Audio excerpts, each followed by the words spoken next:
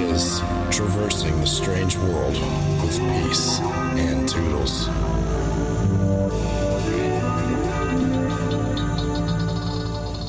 Creator, Great Spirit, we are so thankful that you have given us minds that are filled with curiosity. We know that the God spark inside of us is calling for creation, and as we search and look for new information, it's always with the intention of creating something new and beautiful.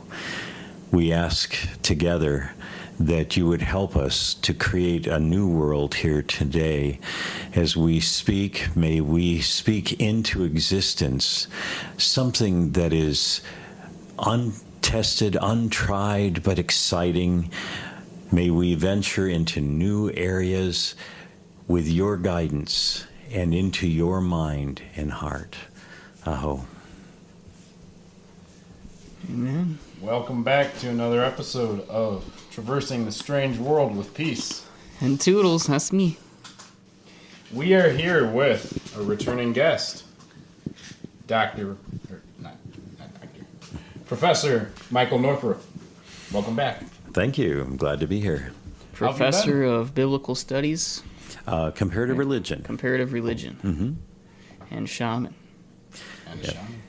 As they'll remember from the first time that you came on, where we talked about some soul retrieval, we talked about drumming, what were those tempos? I forget, 180 to 220. 220, yeah. Yes. But wait, there's more. We're also joined today by another returning guest, Yes. Jake Abbs. Hello. Welcome back, Jake. Thank you. So today, the topic of discussion is going to be various traditions around the world of honoring ancestors and honoring the dead, and the ins and outs of that.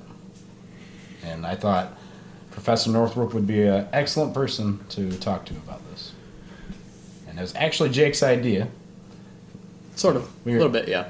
We were talking about it. A little bit of me, a little bit of him. We were talking about doing an episode together, and he mentioned the idea of something along these lines. And I was like, first thinking about doing it with just me, him, and Toodles over here. But then I thought Professor Northro would be an excellent person to talk to about that. So.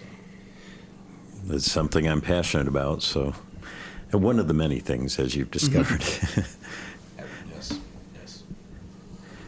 So I guess I can start off right off the bat with a question.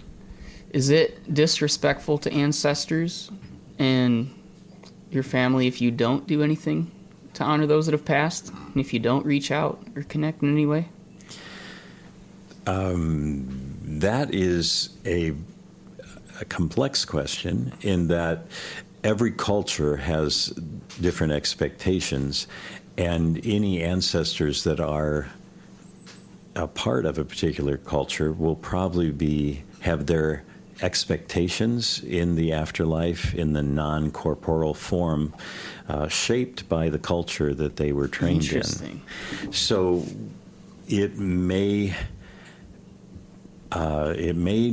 be disrespectful in general, and the reason it's so complex is the concept of what an ancestor is pretty big, and that's, I think, what we need to maybe talk about, if that's all right, first. Oh, definitely. Absolutely. You mean like just all the generations that you can go back?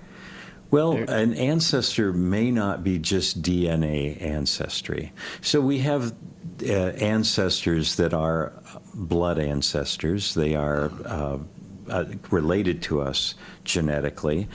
We can go back to the very first ancestor. It's a wonderful shamanic journey to go to the first mother.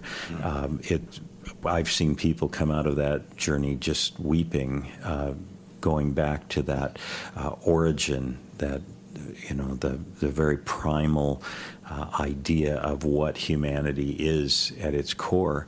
And so we're related at that level. We also are related in terms of race, in terms, we can go by region, what our racial background is and the people we're related to that way. But of course, most of us are somewhat mongrel in the sense that we are not. A little bit of this, a little bit of that. Exactly. I am kind of uniquely English. I was so disappointed when I had my ancestry done. I wanted to uncover all sorts of exciting, exotic things, and I found out I'm just plain vanilla. I just straight across Northern English. I'm not even Southern English. It's very specific. I have a little bit of Scottish, and of course the Viking, the rogue Viking ancestor who came and raping and pillaging. But we all got a little bit of that in our DNA. But that, however that group forms, that also is an ancestral group. Even if they are distantly related genetically, they have that DNA connection. But that's only one aspect of it. Most cultures also recognize what in the core shamanic tradition we call the ancestors of milk, or helping ancestors, or the guru ancestors. That means any of your teachers or your teachers' teachers, or anybody that is the teachers or helpers within your career group. So if you are a blacksmith, every blacksmith through history would be an ancestor of milk in that they have a connection to you through your calling. So that's a second type of ancestry. They had an influence on your life because of your occupation or hobbies or just what you do. And it's all impacted by the people that have done it before you learned from. And I'd have an ancestry of That's landscape right. workers. Yeah. Well, I'm sure you would have. I mean, think of the number of people whose last name is Gardner.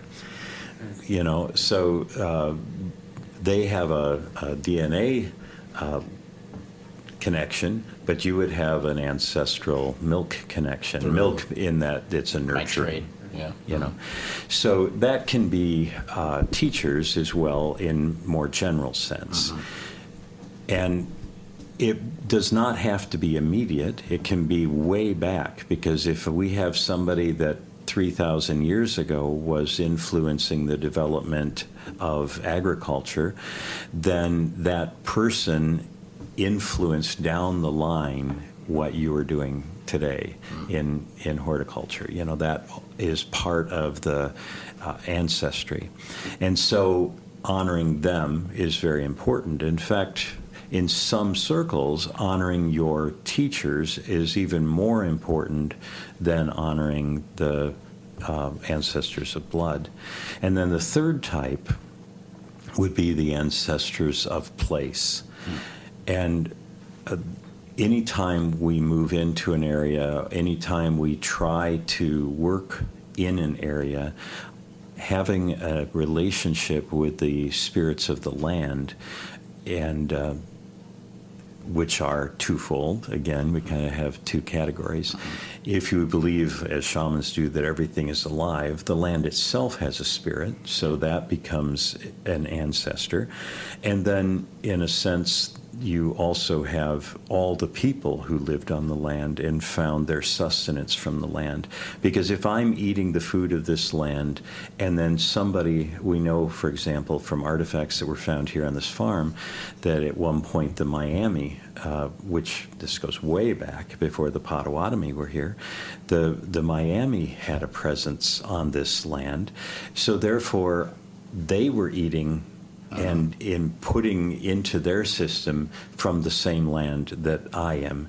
So we are related in a very intimate way. So there's that sense that the land was a provider to the both of you, like a father or a mother in a certain sense. Right. Beautiful imagery. And so that's another kind of ancestor. All of those ancestors probably need to be honored in their own specific way. So I don't know what, when we say, do we need to, is it as important to do that? We again, it depends on how you're looking at that, but my belief is you can end up offending ancestors just as easily as you can honor them. And so intentionally honoring them helps keep us away from the offense. What are some ways that the offense can be committed? Oh my goodness. Loaded question by the sounds of it. All of this is so fascinating because we are approaching this from the blind side of the question. You know, we're not over there, so it's difficult, and we're depending on tradition, we're depending on shamanic journeys, dreams, communications in different forms from the other side, and just success. So as people have had success in honoring the ancestors, they also have had experiences where they've experienced drought and they've experienced famine and then bad luck in the family and things where they have found out over time that it was ancestors that were offended that are now causing trouble and need to be placated or in some way neutralized, and sometimes that's through honoring them, right? So it's a myriad ways you could offend, and it depends on how the ancestors are operating. So there are helping ancestors in each of those categories. And they are healthy ancestors who oftentimes have not crossed over. In the Mahayana Buddhist tradition, they might be called bodhisattvas, you know, the kind of beings that instead of crossing over for their own well-being, they stay on this side to help. And they are ready to help people in different situations. So, you know, probably the most famous is Kuan Yin, who stays to help mothers and children and mothers in childbirth, because that was her particular passion when she was in life. So in the afterlife, she stays around to help. So that's one form of ancestor. They are pretty easy to deal with. That's typically not the depiction that we get of ancestors who are like staying behind, you know, in pop culture. It's typically like a ghost and it's haunting, right? It's usually negative. You don't think of like, there's not that depiction in pop culture often. Right. Well, ghosts, yeah, ghosts are a fascinating thing as well. We can have ancestors who don't cross over unintentionally. They are people sometimes that we hold on to. And I think we talked about this a bit last time, that, you know, when somebody dies and we say, I'm never going to let you go, I'm always going to hold you in my heart, I'm going to, you know, what we do is we create a bond, and it's a vow, and that vow ties that soul to us. First, and to keep that vow, we're giving up some of our own autonomy, but it takes autonomy away from that entity, that soul that needs to cross over, that needs to have its own journey out of this life, whatever that journey might be. So at that point, we hold them here. And when they are held here against their will, there's all sorts of bad things that can happen. Another issue can be a relative or anyone that does not know they're dead, and because of that, they end up falling back into living patterns, you know, addictions, the desire for certain types of energies and conflicts and dramas and drugs or cigarettes, or, you know, it can be any number of things that cause these people not to move forward. And as they are not going forward and no longer have a body to consume energy, as we all do in our vampire forms here, they have to suck energy from something. So the easiest and most resonant form is another human, but houses have energy surging through them, both the emotional and psychic energy of having been lived in with all the dramas, but also the electrical energy of a house, which gives them power. Pets, that's another thing they can attach to and draw energy from. And as such, then, they can continue to inhabit this world. You're saying they can attach themselves to objects, correct? Mm-hmm. Yes. Okay. That actually goes to the next thing I wanted to ask you about. Back in episode 29, me and Jonathan did an episode, a few stories from Brothers Grimm fairy tales. Mm-hmm.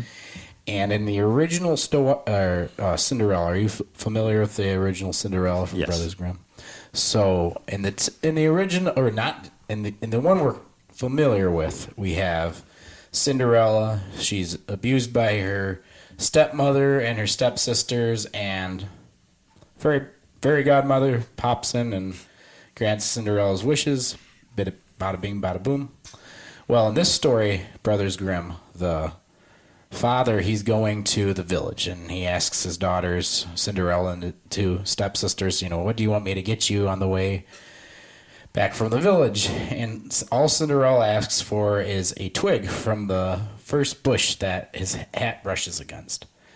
So he does that, and he gives it to Cinderella, and she puts it where her mom was buried, because Cinderella's mom had died, hence her having a stepmother now.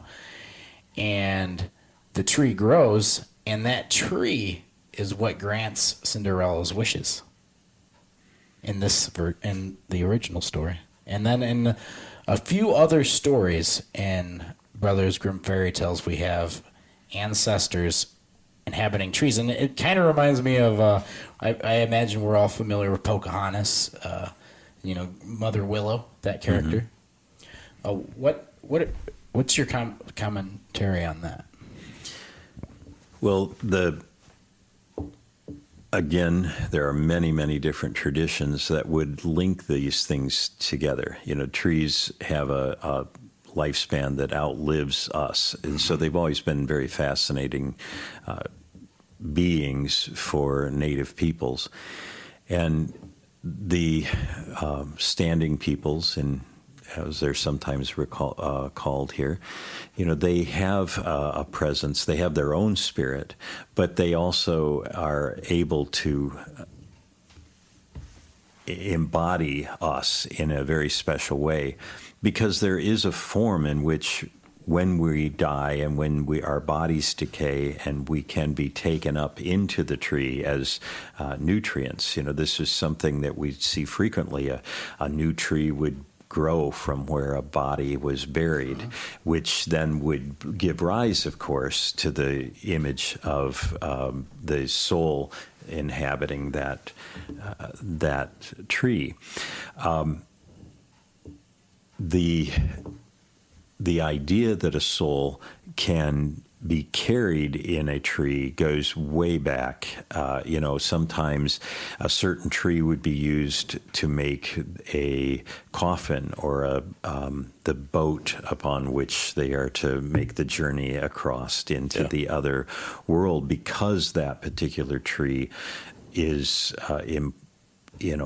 can carry a soul. Uh-huh. So that's all part of that same thinking and the same idea. Sometimes wooden carved objects will be used to hold a soul. I was told by an anthropologist who was a student of mine. He had been working in West Africa, and this story came a long time ago, so some of the details may not be exactly accurate, but he attended a ceremony in which it was an anniversary of the death of somebody in the tribe, and the soul was coming down, and they had a wooden object, a carved object, and he said it was like a Rube Goldberg contraption, where they called the soul from the other world, and there was all sorts of bells and everything that happened as the soul dropped through the machine, and it went into this wooden thing and dropped into a bag, which was then given to the relatives, because that was now going to hold the soul of the individual. And so that... And what tradition did that come from? What culture? And that's where it was West African. Oh. And I think he was in Mali. But that is my recollection. This was about 30 years ago. It was something that had always impressed me, because it was this belief that the soul's almost physical, right? But it still has to be held in something. When it's held in a tree or in something that is living, we have the option of interacting with it in a more meaningful way than if it's just in a stone. I mean, I go to my mother's grave, which is near here, and I can talk to that stone that's sitting there. It's a piece of granite, but that doesn't have the same dynamism as a tree. And a lot of people today talk about green burials where they could grow into a tree and how appealing that would be. And part of that is I continue to live, and it's a real way in which my physical being is remade into something else that is alive and powerful. Do you think a person's soul and spirit are the same thing? No. Okay, because if your soul, for example, is maybe in a tree, like you were buried under where a tree is planted so that you nourish the tree, or your soul is in the tree, placed there somehow, can you talk to that person's spirit through the tree? Or does their spirit move on, but their soul is still here? The Egyptians talked about three parts of the human non-corporeal being, the Ba, the Ka, and the Ak. And there are many societies which have divided up that unseen part of us into this tripartite existence. It is kind of difficult because there's no universal acceptance of how those three parts are teased out. We are so non-distinct when we describe soul or spirit.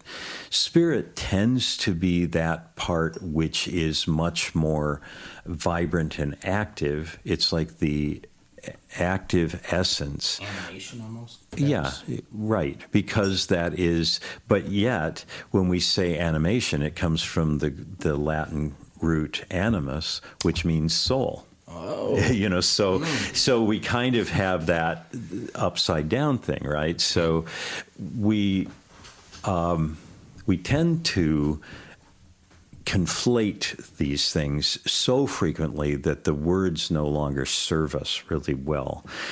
In my mind, we think of high school spirit. I've got school spirit, yeah, right? And the cheerleaders out there with the rah-rah. And there's a sense in which that does carry an essence of spirit, in that it is the active expression of the inner existence, whereas the soul, when we talk about it, tends to be, we talk about soul music, or that someone is really soulful. We're not talking about being active and rah-rah. We're talking about somebody who's introspective and moving deep inside of them. And in my mind, that is a distinction between the two, that the soul is the deeper sense of self, whereas the spirit is the active sense of self. To me, the spirit moves on in a different way than the soul. And then you have to say, well, if you believe in reincarnation, what's getting reincarnated? If you believe in resurrection of the dead, what is reunited with the body in the resurrection? All of those things are questions which are probably future podcasts. But but when we talk about it in this sense, what is it we're dealing with in ancestors? It is a consciousness that is still present and able to interact in this realm. And I think that's really where we're going. That's my understanding of what you're asking when you're asking about dealing with ancestors, not the part that's moved on and is elevated and ascended, but rather the part that is left behind, that is either the echo of the person, the Michael that might be here after I'm gone, or the thread that has been through whatever existences that I have experienced. That is also part of what we're talking about. So if I'm trying to deal with an ancestor, perhaps an ancestor that's causing trouble, are we dealing with spirit? Or are we dealing with soul?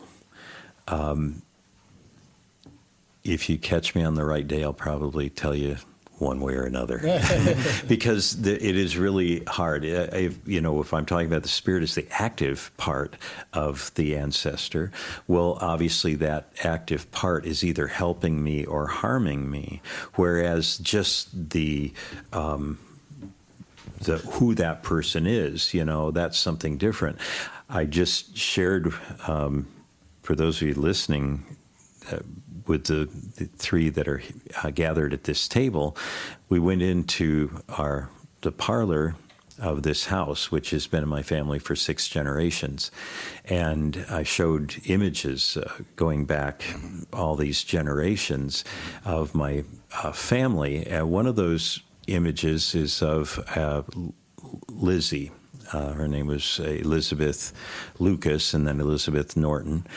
And there are many visitors here in this house who see her, but they never see her as some scary ghost. They see her like fidgeting and trying to wait on them and constantly coming and help them. And it's like she's checking to see if they've got everything they need. She's now, is that her soul or is that her spirit? In my mind, that is who she was. That's what she did in life. That's how she existed. And that's what is continuing, is that soulfulness of Lizzie that is here in this house and continuing to minister to the occupants.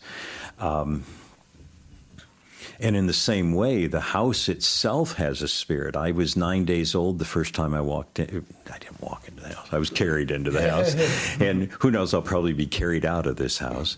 But at that point, the house also had a relationship with me. We would also talk about the soul of the house or the spirit of the house. Which is it? The soul is the essential essence of the house that's here that I relate to. The spirit of the house is what will interact with me, and help me or hurt me depending on how I treat the house. In the same way I would deal with Lizzie's spirit or soul, I also deal with the house's spirit or soul, so that it is working with me and for me and not against me. And if you've ever been a homeowner, a house can work against you. Oh, certainly. I'd say that was probably my very first house that I bought. It seemed like it was certainly putting me through a test. Right. Against you. Yeah, it was like, you could say my first home, its spirit was like Mr. Miyagi. It was Yes. difficult teacher. And all those are aspects of ancestor spirits too, even if they're helping spirits. Because if they leave and they don't cross over, there's no purification, there's no way in which they suddenly become perfect just because they stop breathing. So, and in that, we have to understand that they are going to be imperfect just as we are imperfect and just as they were in life, meaning that even if they want to help, they're only helping to the extent that they have that capacity. And so sometimes they just don't understand. And so we, going back to ways we honor them or ways we can offend them, it can be as simple as honoring their gods. One of the things that my dear teacher in Nepal, Bola, he said to me early on, you have to honor the gods of your ancestors. You don't just move on because that's one of the things they cared most deeply about. So in my case, in my direct relatives go back to being a torturer for Elizabeth I, who tortured Catholics because he believed that you had to be Protestant, right. You had to convert, and this was super important to that ancestor. And so it's real easy to offend a spirit like that because they are they've got an agenda. So what do you do then? Pardon? What do you do then when anyone has an agenda? Well, you have to identify what the agenda is, and then you find ways to honor that and then move past it. One of the things that Bola said is you don't have to go about worshiping the same gods. You just make sure that you set aside time at the beginning to honor the ancestor's God or religion or faith, and then move on to what you're doing. It's like I was thinking,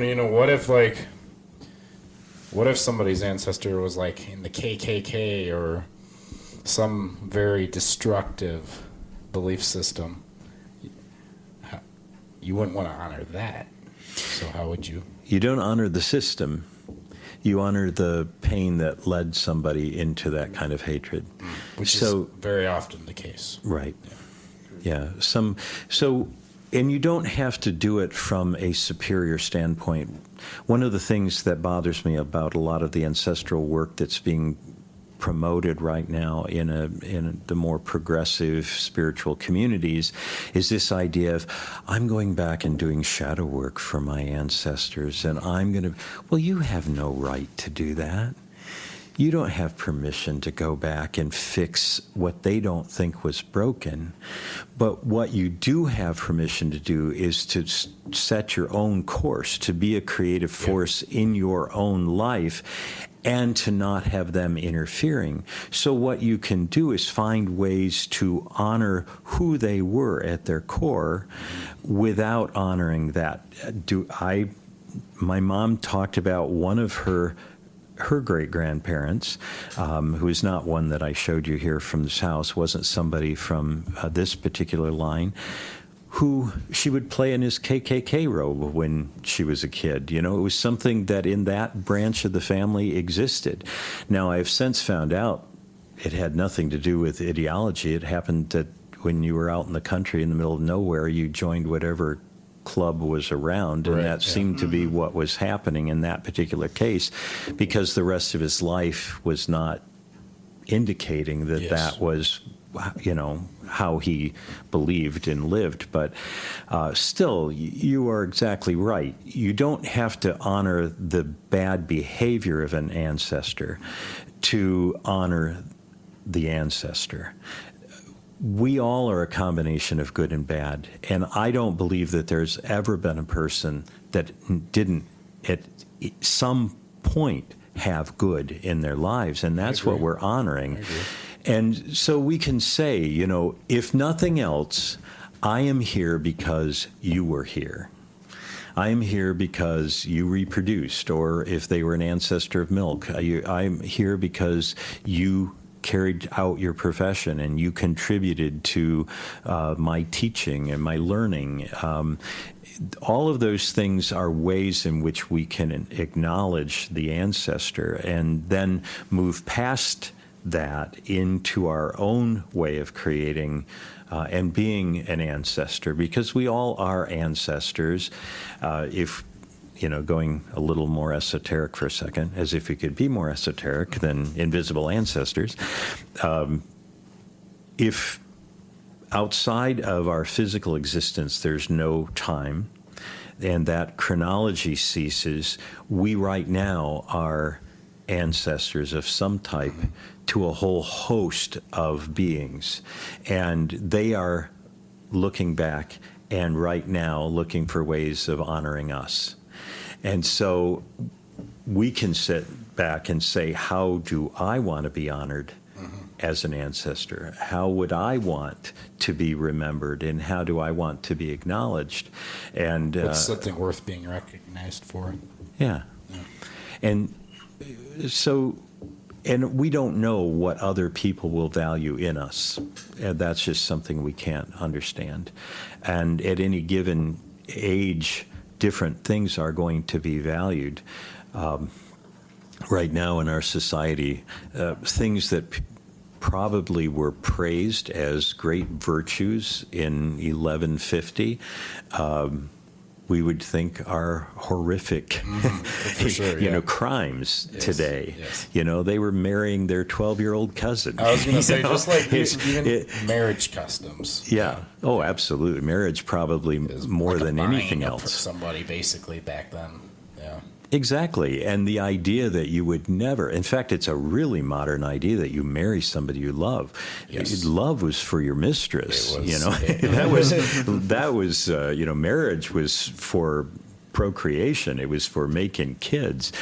And, that's one of the things when you're doing work, like when I'm doing depossession work and these spirits begin, communicating where there's a sense of, just normalcy to things we think are kind of horrific, just because the world that they lived in made that normal. And we can't imagine. We can never become our ancestors, so our job is not to judge them.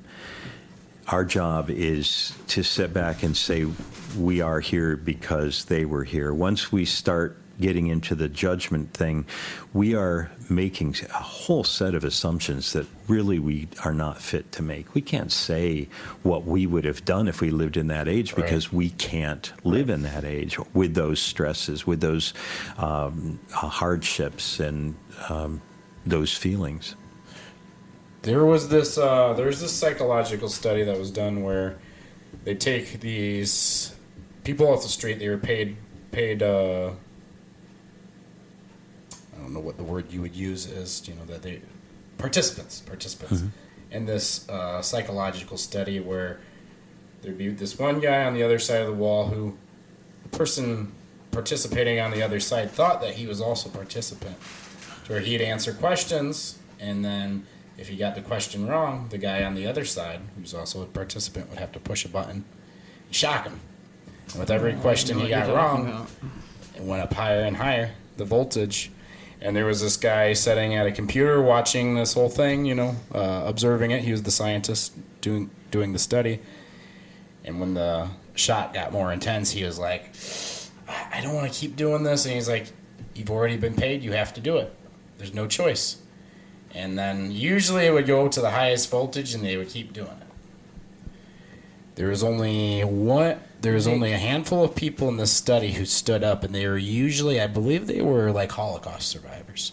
People that had seen horrific things done and was like, no, I will not go along with this. But They were even told at one point, too, that whatever the voltage was the realm of getting into causing heart failure or nerve damage, that you can't survive past this voltage. But the voltage numbers that they were showing the people were higher, and they still chose to survive.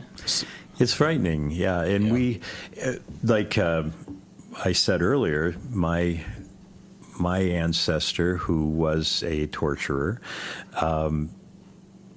really believed that this was for the good and the salvation of their souls. The book was written about him called The Rack Master, and his brought the rack to England, so that's, and you think about that. So how do I honor this person, right? And yet there's reference to his name in relationship to John Dee. I don't know if you're familiar with that. He was a magician for the Queen of England. For Elizabeth I, right, and created what's now known as Enochian magic.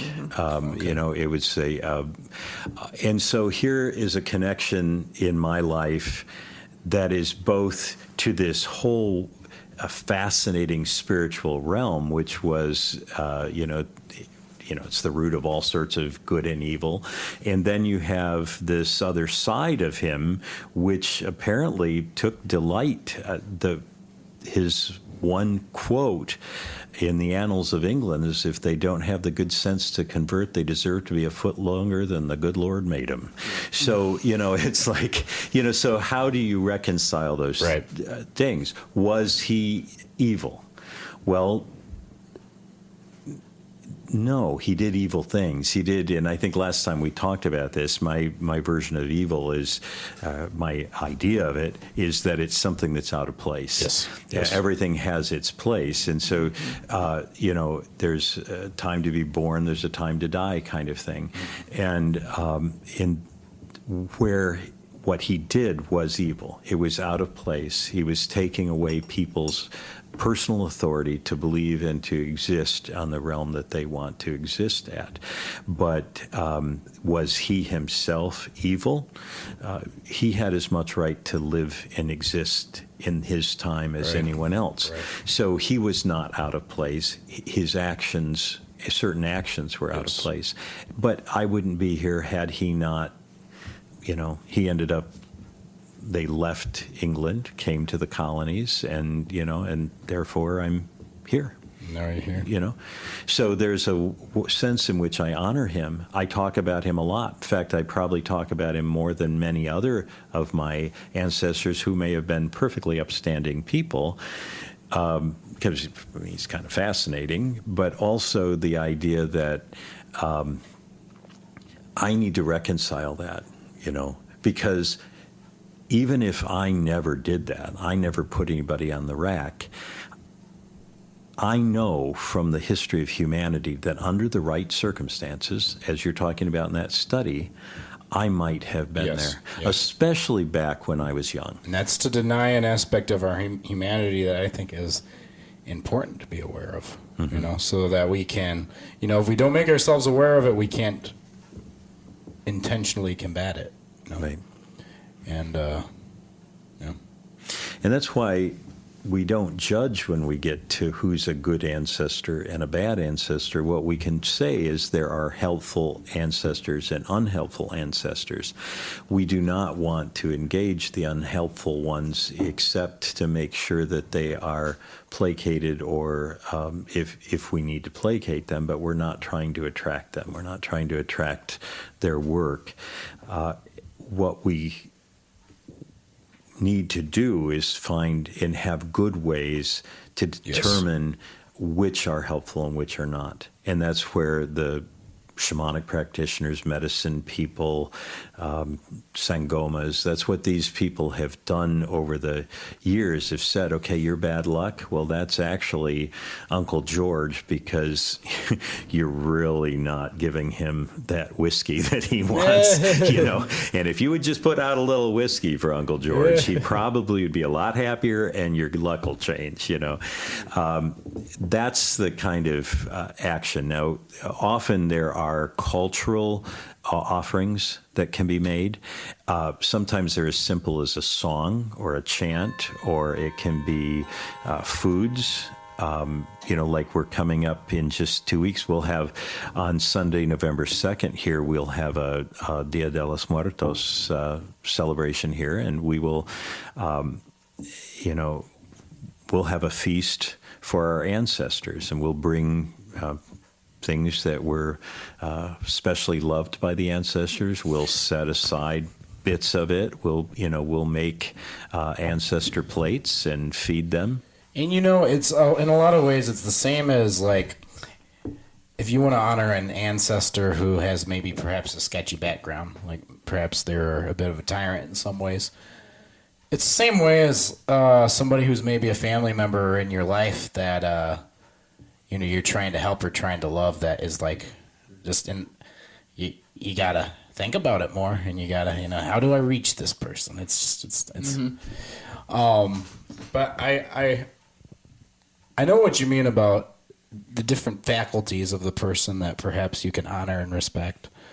I was just recently having a conversation with a friend. We were talking about a friend of ours that they were very strict, very religious growing up. And I don't say that in like a bad way, just as, that was their personality. They were very, very, but then into their adulthood, there's a lot of partying and like sexual things and whatnot. And my friend was making a comment that they're a totally different person. And I was like, it's the same person. It's just a different aspect of their humanity that they're entertaining or exploring, to where, and you can do that with honoring an ancestor, to where, maybe he was maybe he had a ancestor who was in the KKK, but he was also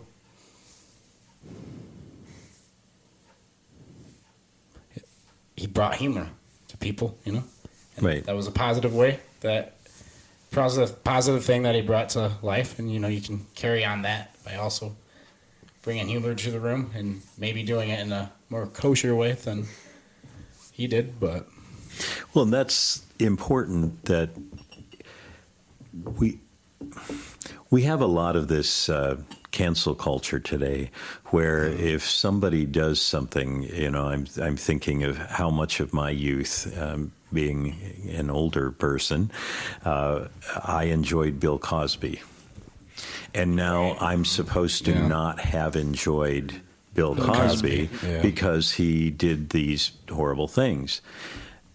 Does my laughing at his work say that his terrible things were okay? I don't think so.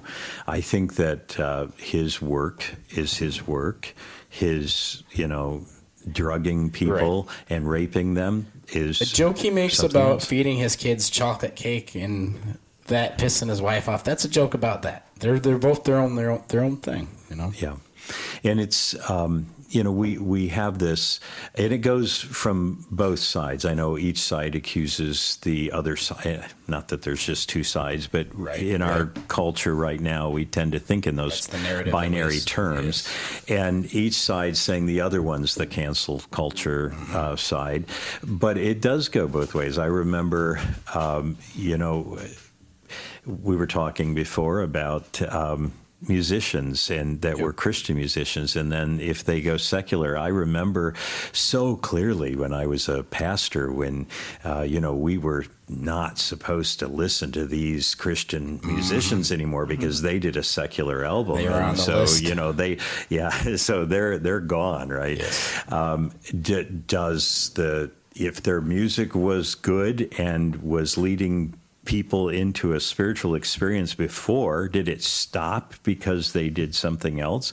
Some people think so. I don't.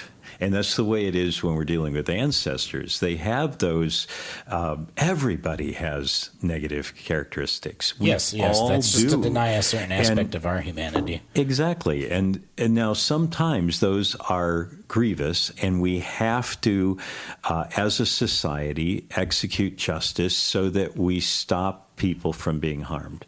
Absolutely. The same thing is true with ancestors. There are times when a shaman has to come in, and we have to foil the plans of ancestors that are taking away the rights of their descendants or other people. Because, for example, if you have a very wonderful, helping ancestor, that's not necessarily going to be helpful to other people. So I want a new job, and I say, Uncle George, I know that you have been really good at providing for our family over time, and we have a good relationship as a helping ancestor. There's this job that I really, really, really want, and can you arrange for me to get this job, because I really want to be a professor of this at this, let's use my case. I want to be a professor of comparative religion at Harvard, but they already have one. Can you help me out?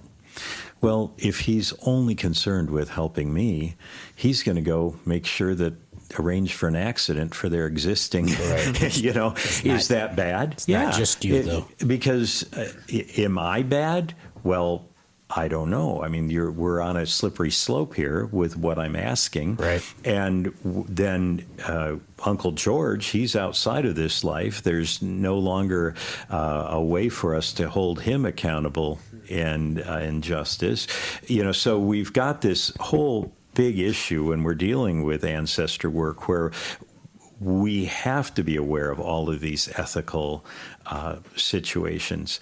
And, different tribes and different peoples around the world, I kind of hate using the word tribe because it has become kind of pejorative over time. Right. But I also like it from the sense that tribe does imply family relationship. And with ancestors, we are talking familial relationship. And it's become refreshed in a lot of ways in culture today. You call your homies your tribe. Yeah. Yes.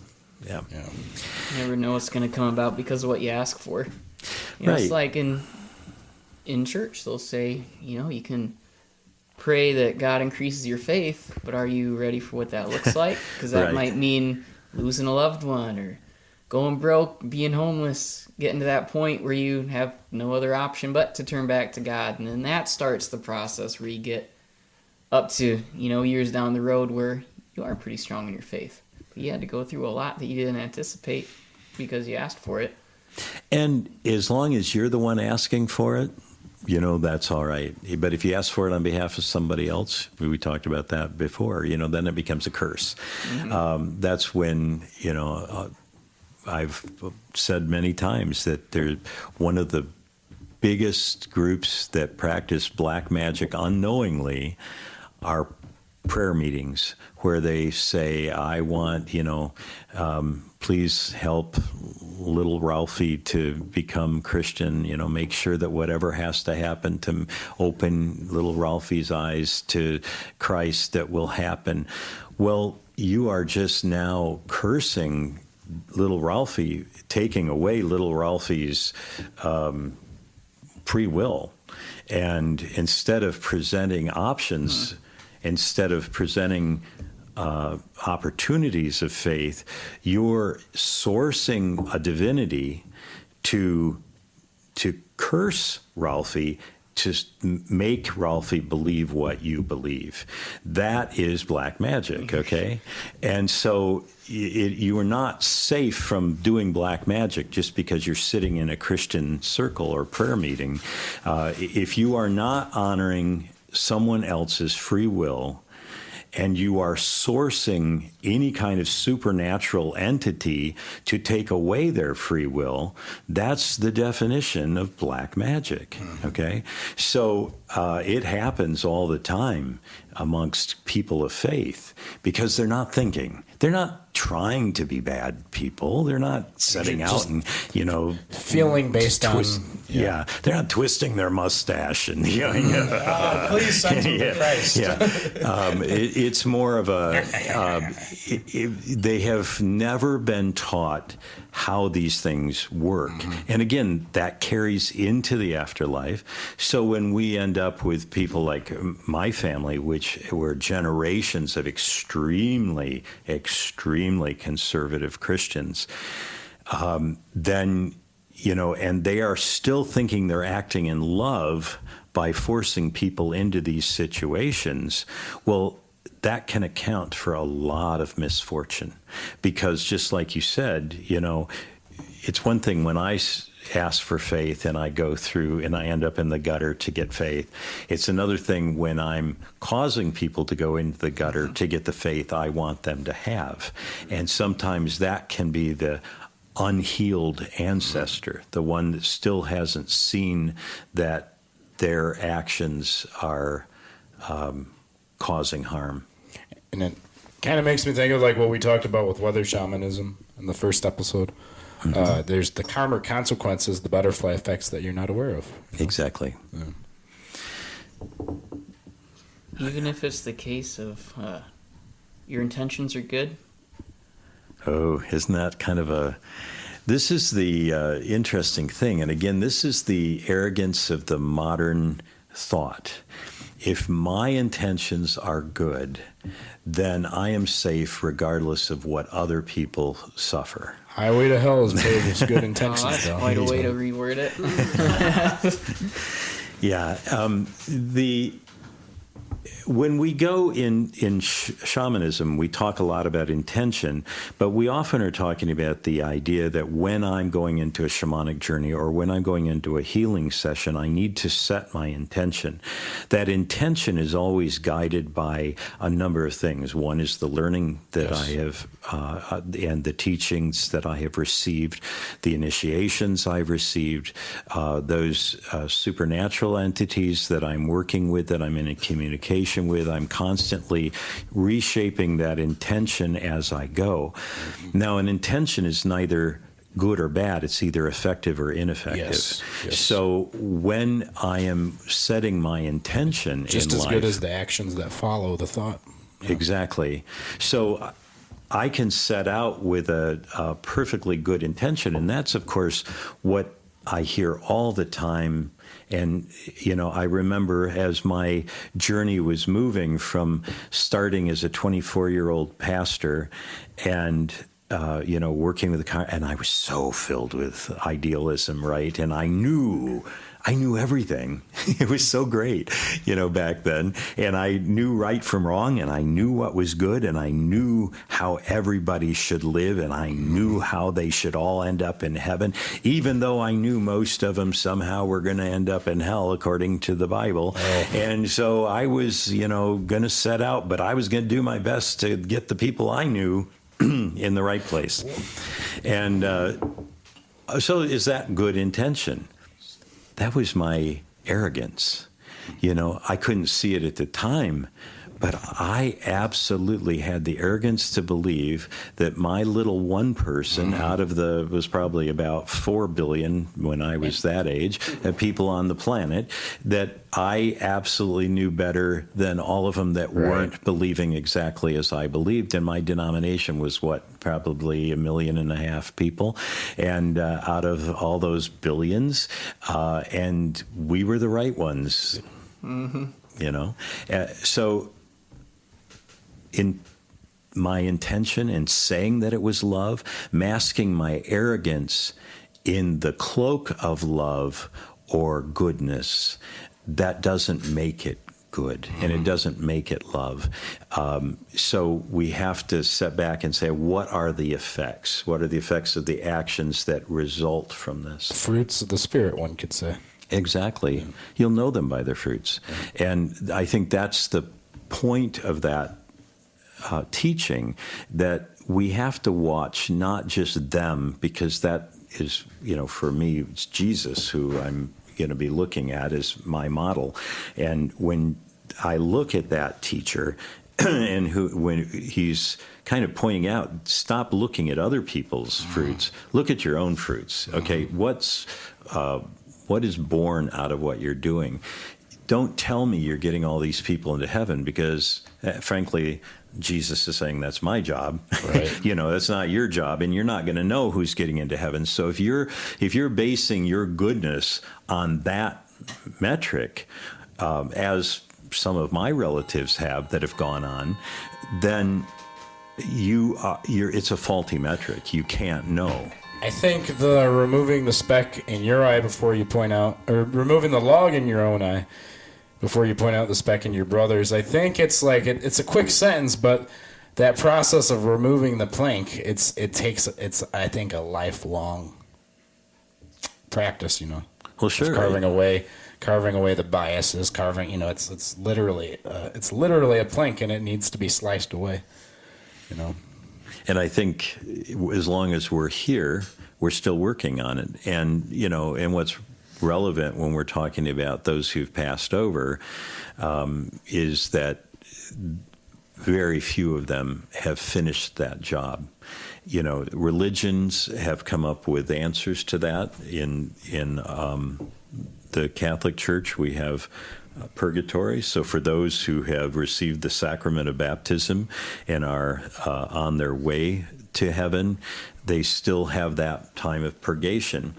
And that was a really important concept. You know, purgatory is something that was a valuable teaching that the Protestants kind of chucked out.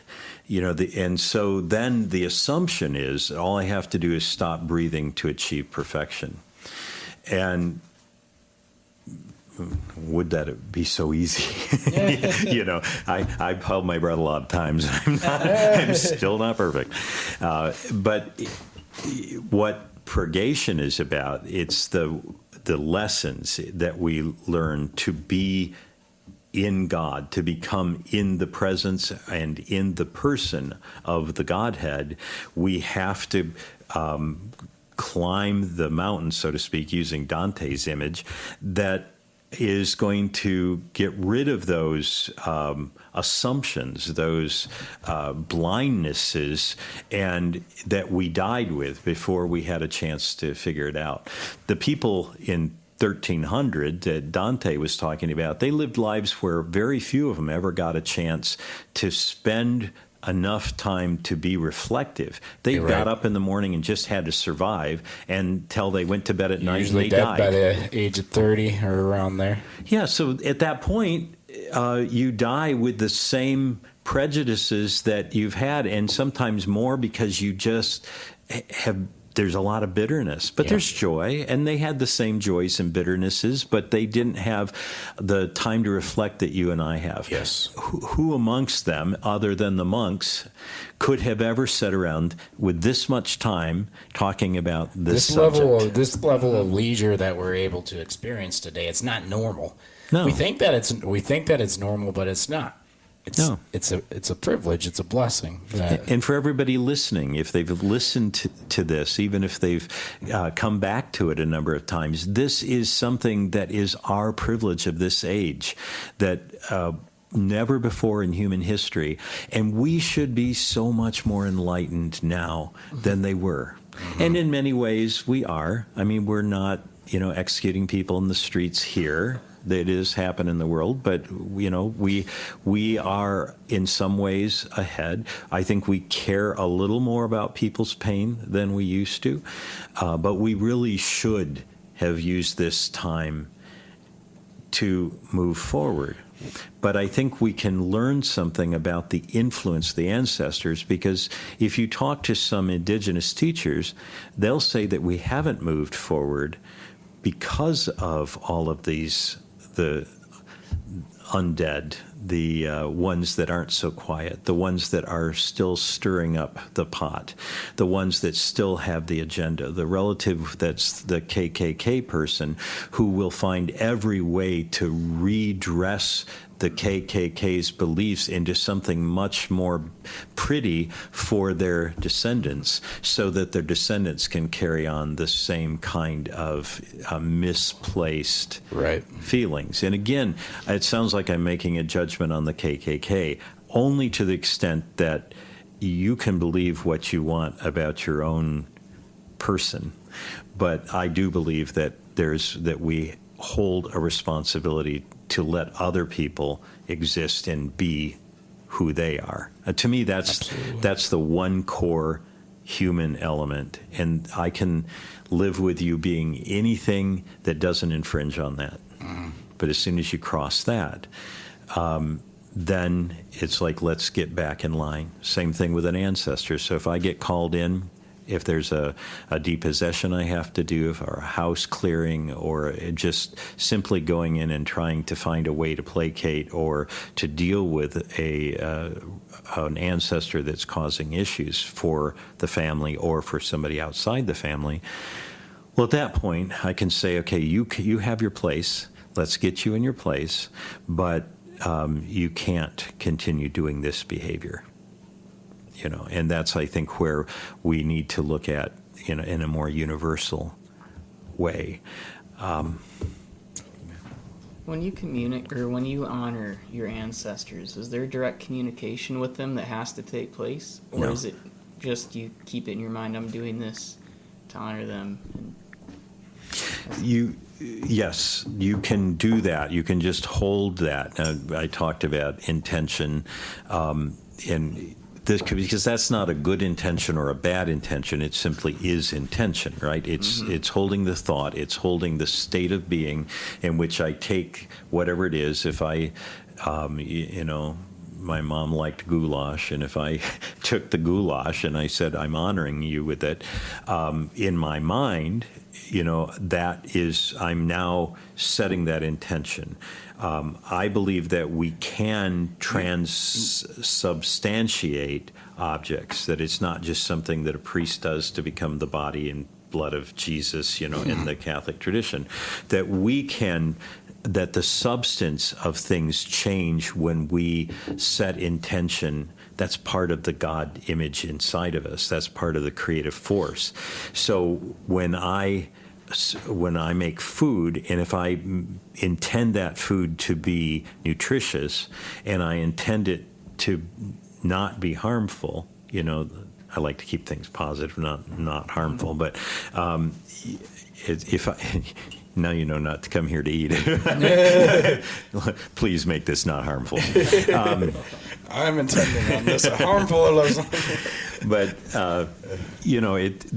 that's part of it. Now, many people do make some kind of a verbal or vibrational statement, because even though thoughts are vibration, sound is an even more effective vibration. Now, communication, I'm kind of assuming from your statement that it would be a back and forth, but I think we can just simply make this statement. Now, many people do find that they get some kind of response. In some cultures, they get it through divination. There's, whether it's the casting of the bones or the reading of the bones or casting lots or whatever it is. I'm getting information from the universe by allowing the spirit to take charge of something physical, to manipulate the physical reality of things. And that's been a huge tradition in nearly every religion. In Judaism, the high priest had the Urim and Thummim, and then Casting you had the lots. casting of lots to determine who was going to be the new disciple that replaced Judas. Among the apostles, this is a belief that outside of the seen universe, there is an ability to manipulate things in this seen universe. And so sometimes we hear from our relatives in those ways. And it can be very simple. Now, those things are often frowned upon by monotheistic. The Abrahamic traditions do say you're not supposed to communicate with the dead. And so that creates a prohibition there. And yet, instinctively, you still have people going to grave sites and talking to their dead relatives, still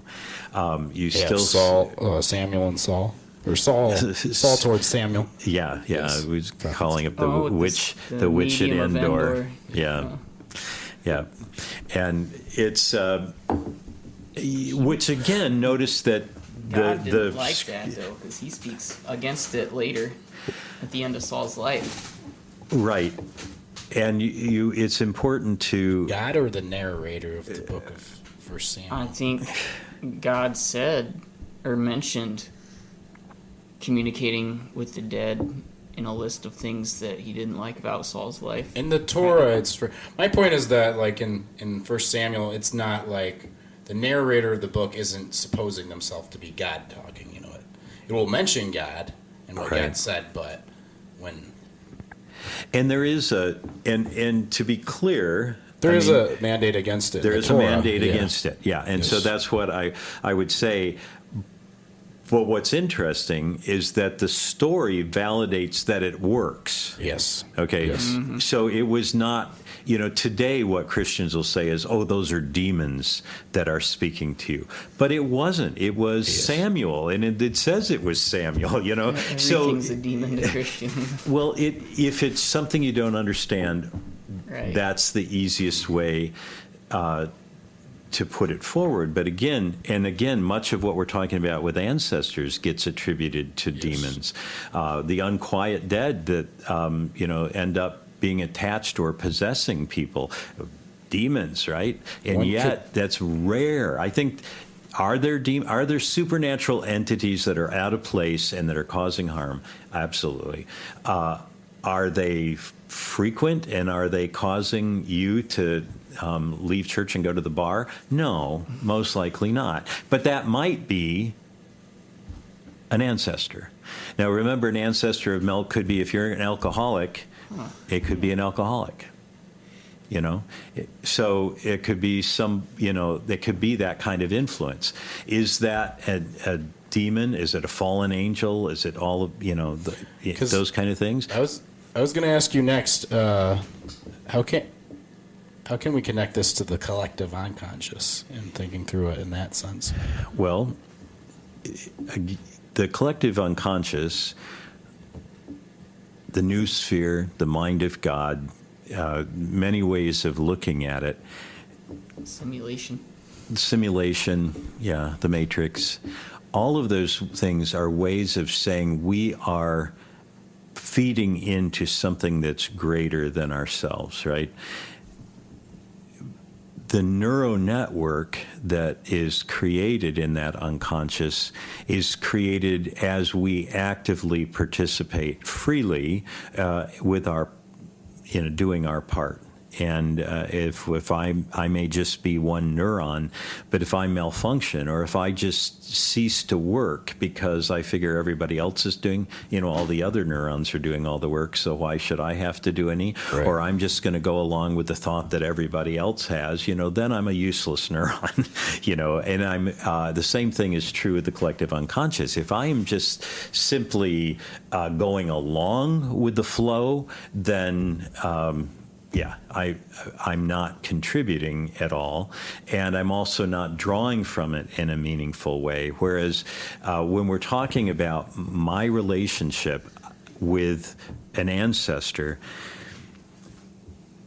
I've said earlier that I'm not sure I believe in time anyway. I think time is something that's a construct that helps us exist in our limited consciousness right now. Like perhaps it's only determined by our observation of entropy, right. The decay of things. Right. and memory. Right. If there was no memory, we wouldn't realize. Yeah. Right. And time itself goes faster. The more memories we have, the faster it goes, right? It's like when you're driving somewhere the first time and it seems like it takes forever because you have no memory of all the things you're passing and you're carefully observing them. And so when you don't have memories, observation is heightened when there are no memories. But when you have memories, you rely on memories as categories, and you then allow observation to fall off, which means that time perception goes much faster.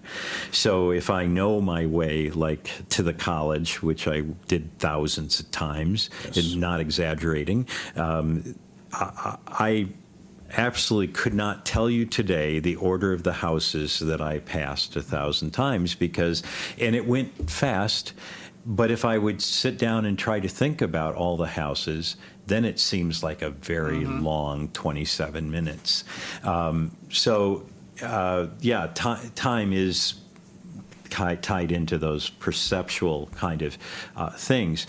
So outside of time, when my relationship with these entities are all part of the thought process, part of the matrix, the mind of God, and I am contributing actively or I am passively just allowing the brain to become diseased. And I think we're seeing right now, and we've seen in cycles in human history, that the collective unconscious of humanity can be diseased, that dementia is a real thing in the mind of God if the neurons of the mind of God, us, read not God, don't want anybody upset that I'm saying God is limited, but if we are the mind of God, if God has created us to experience for Right. God, then indeed when we malfunction, when we give up, and when we let other people think for us, then we are contributing to the dementia in the mind of God. And when the mind of God is demented, we see a world and a creation which goes off rails. And I think we've seen it a lot of times. There was this point just recently. I talked about this on another episode, but I was at a concert, and before the concert, they had a stand-up comedian open, Shane Gillis. He's a funny comedian, but I was in the Notre Dame Stadium, huge stadium. I think there was 80,000 people there. And I've never felt this way in a huge crowd of people, but there was something in the air that felt like something bad was about to happen. And That's not what you want to feel. violence could just bust out at any second. And I'm usually not one to fear violence or anything. Usually I feel like I could defend myself just fine, but in this situation I was like, it just something felt heavy. Almost like the scene in the movie where it's just like an army marching to go do something bad. It's just like this vibe in the stadium. I don't know if it's because there's so many people all at one place all at once. Collective energy. Yeah, the collective energy of what was there. but- Having worked a lot of concerts and stuff, even for shows that I haven't been looking forward to. Concert does just have a collective energy. Outside of my interest of music, but just working tables or setting up sound, there is an excitement in the air. When before that show starts, even I'm not excited, but I'm getting excited because I feel it in the air. There was this concert that happened for Metallica up in Canada. I think this was in the 80s. It was long ago. But something happened at this concert where it was famously known for it being a bad riot broke out, or that's basically the stadium, I believe, got very damaged by what broke out, and people got killed for being trampled. That, in a certain sense, it was the collective conscious of the event. So. Right. We talk in shamanism about every circle being alive, and every circle has it lives forever. So if this circle around this table, the four of us here are an eternal thing, because we can't undo the fact that we were together, that lives now in the collective unconscious, is part of the mind of God, and what we're saying and doing here contributes. We often don't like to think about that, especially when we're alone, and we do some of the things that we do alone that we don't want other people to know about. Right. And that's where this, where judgment comes in, and there's this sense in religion where we're trying to say we need to steer people away from that. It's just the way that it's been done is what actually contributes to the negative side, because then people don't think for themselves. If you tell me everything that's right and wrong, if you tell me what's good and what's bad, if you give me a manual that describes exactly what I can do and what I can't do, I have cease to contribute in any meaningful way unless I rebel. Right. And so then the natural inclination to rebellion is one that's a creative force. Right. It is not inherently negative. It is built into us in the God spark to want to create. And now you've told me what I can't do, and these are the guidelines, so I have to break out of the guidelines. And if you've already told me all the good stuff, then the only thing left for me in the creative force is this stuff that ends up being negative, right? So, yeah, and I know as we're talking about ancestors and so forth, this becomes a real problem, because ancestors often have a hard time learning. And it's arrogant of us to assume that they need to. It's their journey. And that's why me doing shadow work for ancestors or ancestral healing, that's another big, it's a buzzword in the shamanic community. We're going to do a workshop on ancestral healing, and we're going to heal all of your ancestral trauma. I'm not sure that's my job. You know, I'm not sure I have the right to do that. If an ancestor comes to me in a dream or in a shamanic journey and says, you know, I had some real trauma. You know, I was raped and I never dealt with it. And, you know, the women in your family are still dealing with that in their, you know, in their genetic memory. Can you find a way to help? Well, I'm probably going to say, I'll do whatever I can, you know. I may need your help to guide me on the path here. But that's different than me just going in and saying, yeah, I know that so-and-so was raped, or I know that there's been this problem in my family, and or even just simply going and finding, going back and looking for generational trauma, because then with your intention of looking for it, you're going to find it. You're going to find it, yeah, right? for sure. And so then you're there messing and mucking about in people's lives, which, like I said, if there's no time there, you're mucking about in their actual reality, which is just as much of a curse and taking away their volition as it would be if I did it with you here today, and took your choices away. So working with ancestors, I think we have to be really careful. We keep the boundaries where they need to be. They can help us. We can be in relationship with them. We should do what we can to make sure that when somebody passes, the proper things are done so they know, first of all, they know they're dead. They have time to leave their body and make whatever arrangements they have so that they can make a choice as to what their next move is going to be. And that's something we don't do. Right now, our funerary choices are primarily governed by money or by our own convenience. You know, we don't like to feel sad, so let's have a party. I don't want you to feel sad, so let's have a party. We'll see, like in the Bible and in many cultures across the world, there's a specified time of mourning. The people are actually commanded to mourn. It's very healthy, and we were very good at that. Western cultures have had very developed traditions. And, you know, when I was young, that was the 1960s, they were still very much oriented towards those traditional ways of understanding. And again, tradition is a broad word. It's always evolving. But in the last 60 years, the change from traditional burial, which, by the way, was the only thing accepted by the Christian church. Very few denominations allowed cremation because the symbolism was resurrection of the body. So in fact, in the funeral liturgy at the graveside that I would use when I was a minister is we now lay this body into the grave with the sure and certain hope of the resurrection of the dead. That was the verbiage that we always used. And so that was not the case when you put it into a fire. Now, that's not to say that cremation is necessarily bad. I do believe in a proper few days before cremation.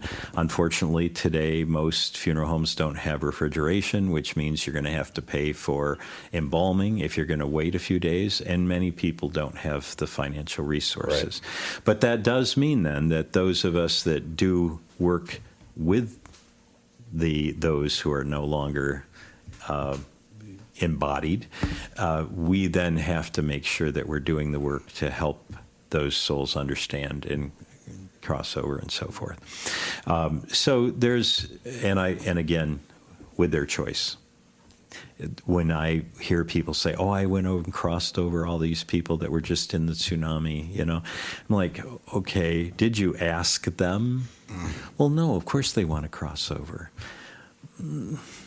Then why doesn't everyone cross over? Right. And then when you lost your life in a traumatic experience, perhaps, that's quite the experience to process. Exactly. Mm-hmm. So, just crossing them over because you can, again, does violence against the ancestors in my mind. And so, again, that's clear back. I'm really good at circling back after an hour and a half to the question, how can we offend ancestors? Well, again, that would be another way to do that.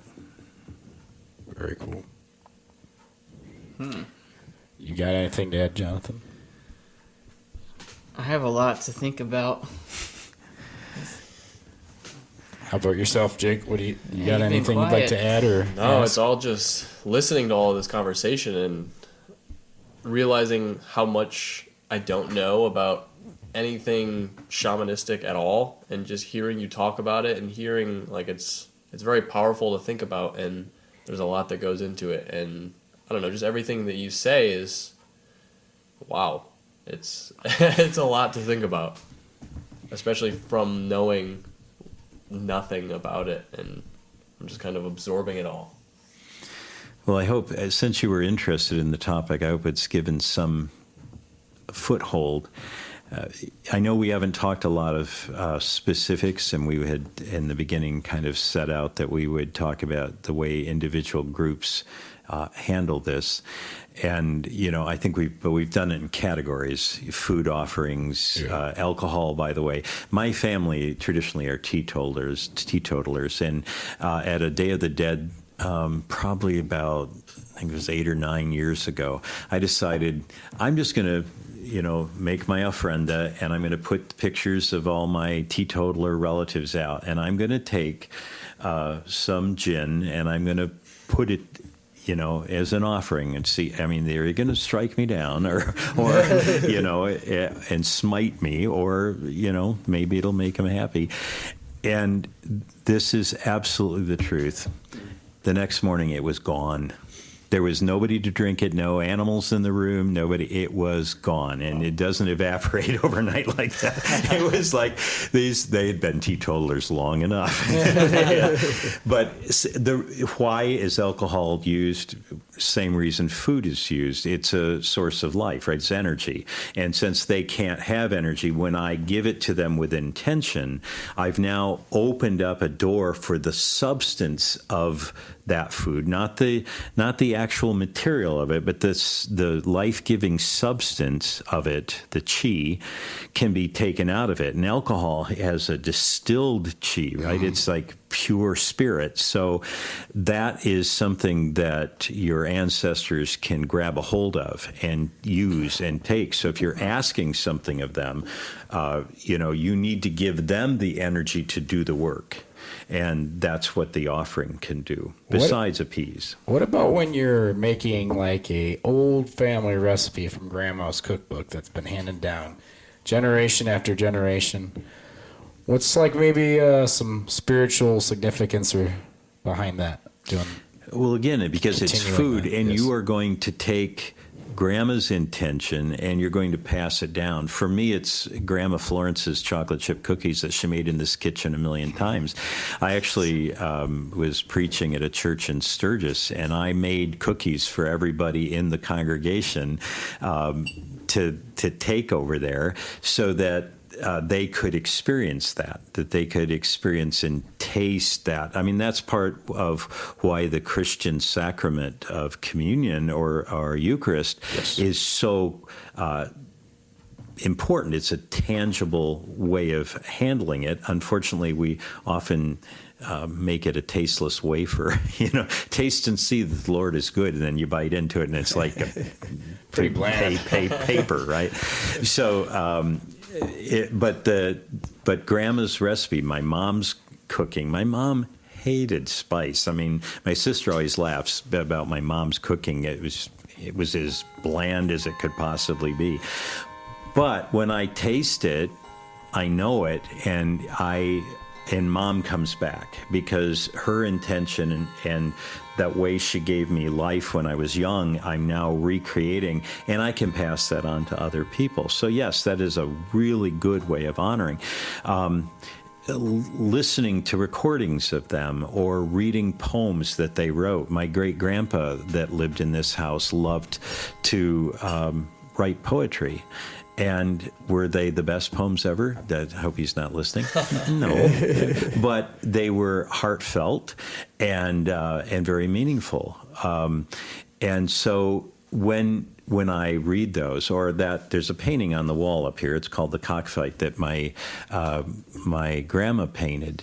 And every time I look at that, I look at it and it reminds me that she's passed those gifts down to me, and she's alive in that painting.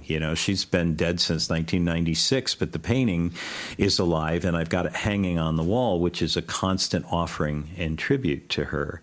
And I think that's, we're in a disposable society. We move from place to place. We don't hang on to these things. Yeah. And people say, oh, it's just sentiment. It's more than that. When somebody touches something, in the Catholic Church, it's, they talk about different types of relics, right? You have the relics which are actually part of the body of the person, but then you have things that they touched, and that second degree, that becomes really important, and people treasure those. So the veil of the Virgin Mary, for example, would be very important because it touched her.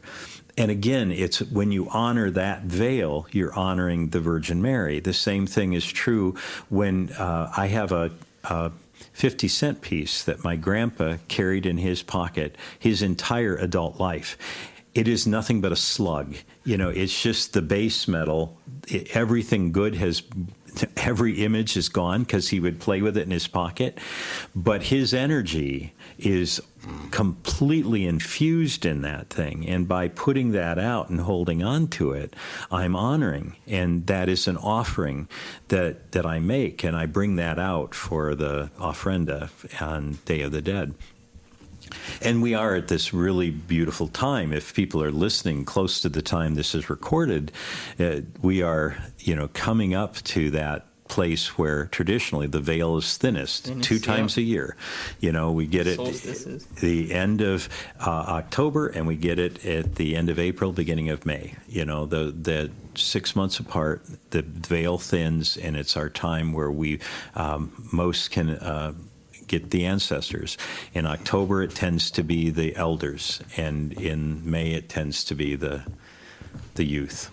So where's that line? Well, you said earlier, like saying, "I'll carry you always in my heart," and you prevent that person from moving on. But can you have the same effect by having like that coin or that painting or anything else, and you're constantly remembering that person? They're always in your mind. So is that like holding on to them in a way that can be harmful? Creating a vow or contract is a little different than holding something in memory.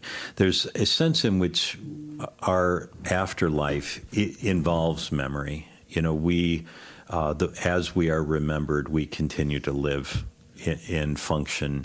And so Grandma Isla, that painted that particular painting, came to my brother not long after she died. He was a minister at the time, and at the foot of his bed in the church parsonage, came to him and said, "Every time you think of me, I smell a beautiful fragrance." And that was how she understood memory. It wasn't holding on to her, but she was able to experience joy in the afterlife when the memory came. So it's a little bit different than saying, I'm going to hold on to you.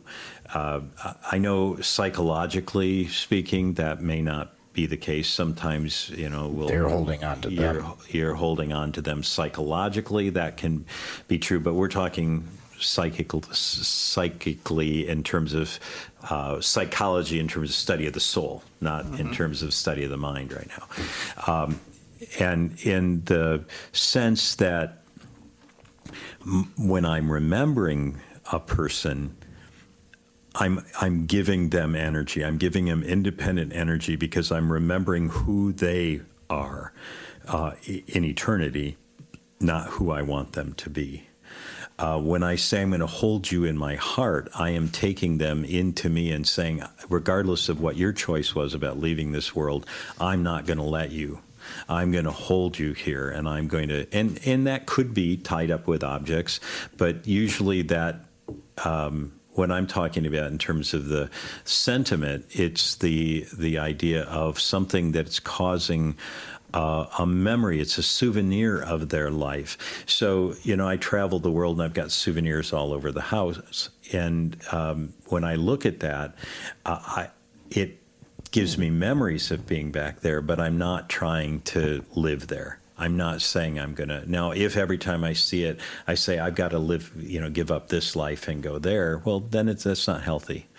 But if I can use it as just a way to make myself smile and to say that was a beautiful thing and I appreciated my time in Venice, then that's, I think, a different way of understanding the object than holding on.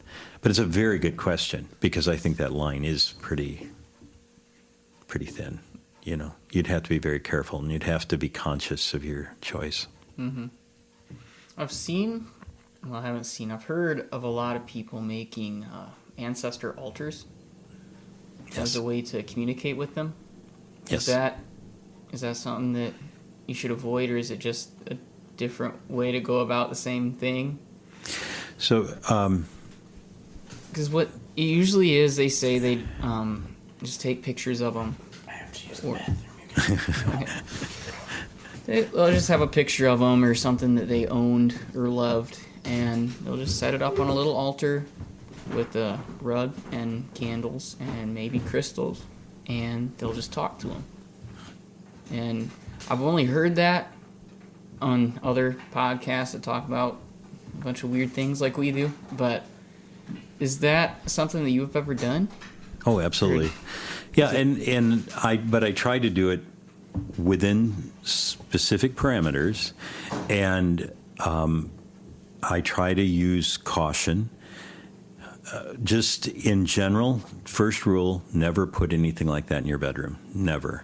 Because when you are sleeping, you are vulnerable. You have no conscious protection. So if anything that's dealing with a spirit of any kind, I don't care if it's a deity or your power animal or whatever, if you're putting that by your bed, without really good understanding of proper protection and how this works in the spirit world, then you're making yourself vulnerable. You're allowing the potential of things to move into you. So, yeah, I would first of all make sure it's not there in my bedroom.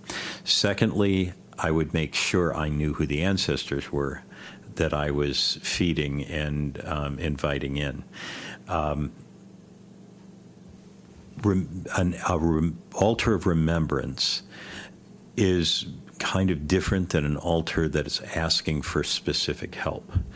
So an altar of remembrance is usually appropriate. Some cultures say you need to give at least 2 years for the person after they die before you do that. Give them a chance to clear.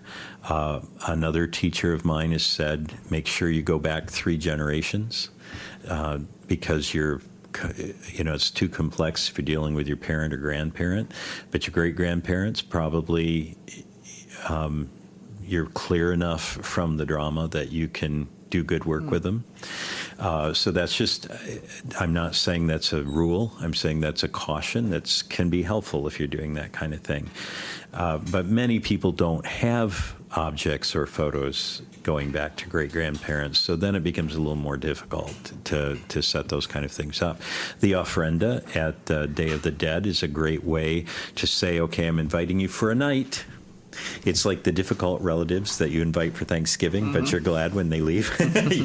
Okay, I'm going to set this up, and then I'm taking it down after tonight, so that.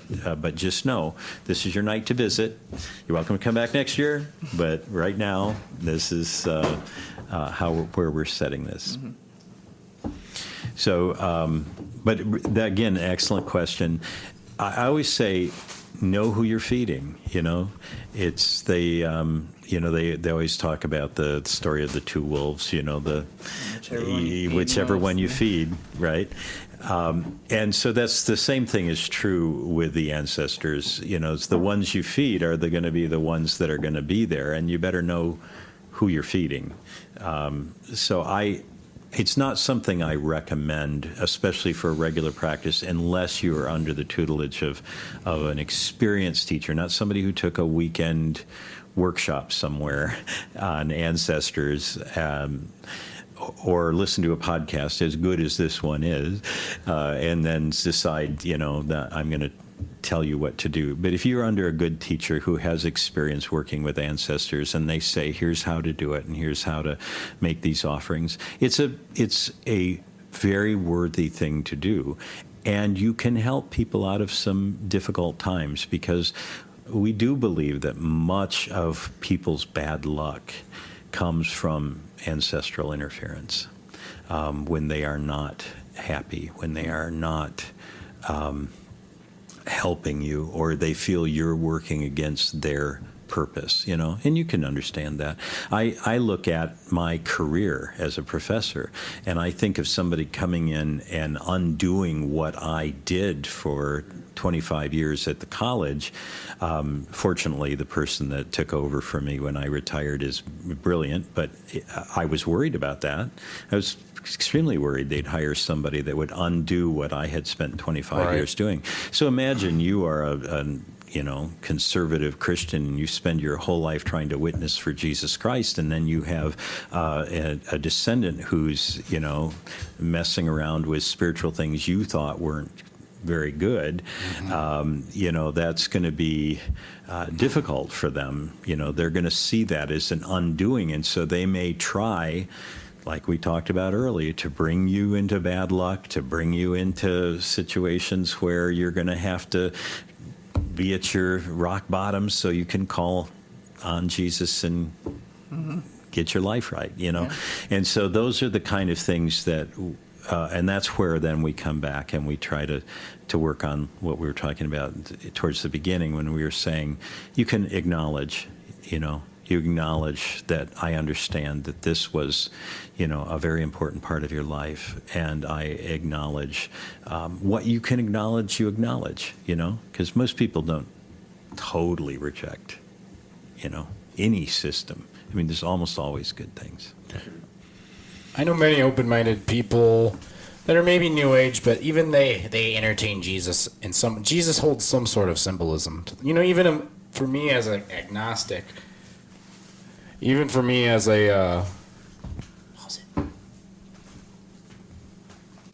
Go.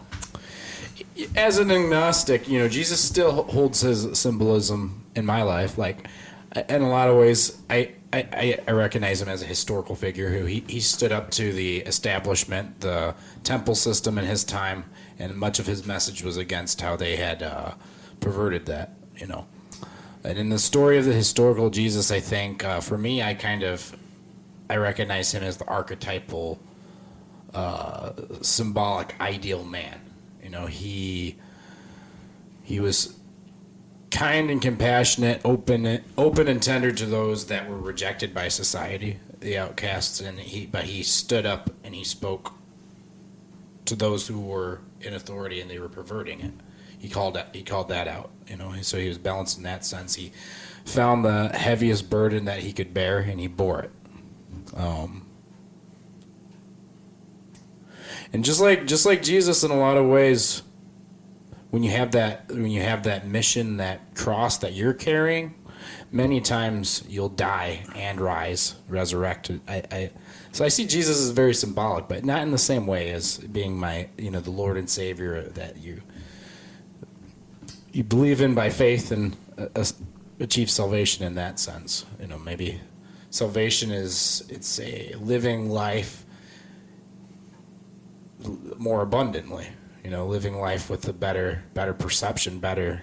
Maybe that's like what nirvana even is. It's living life with better glasses on.